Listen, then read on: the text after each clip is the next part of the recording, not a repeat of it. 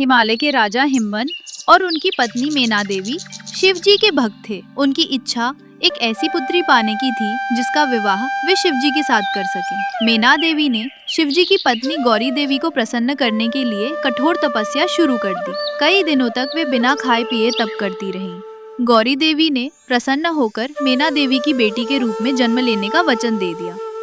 गौरी देवी ने आग में कूदकर अपनी जान दे दी। इसके बाद उन्होंने मेना देवी की बेटी के रूप में जन्म लिया, जिसका नाम पार्वती रखा गया। पार्वती ने जब बोलना शुरू किया तो उसके मुंह से पहला शब्द शिव ही निकला। बड़ी होकर वो बहुत सुंदर युवती बनी। इस बीच शिव ने अपनी पत्नी की मृत्यु से दुखी होकर लंबा ध्यान शुरू कर दिया था।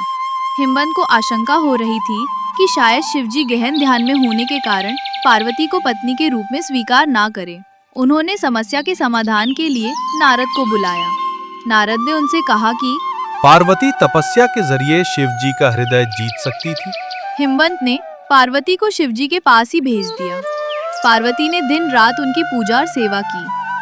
शिव जी पार्वती की भक्ति से बहुत प्रसन्न हुए, लेकिन उन्होंने उनकी परीक्षा लेने का निश्चय किया।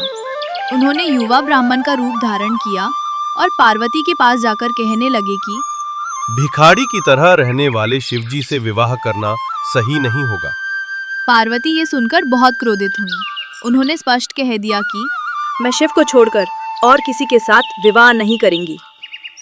उनके उत्तर से संतुष्ट होकर शिव अपने असली रूप में आ गए और पार्वती से विवाह करने को तैयार हो गए। हिमवंत ने धूमधाम से दोनों का विवाह करा दिया।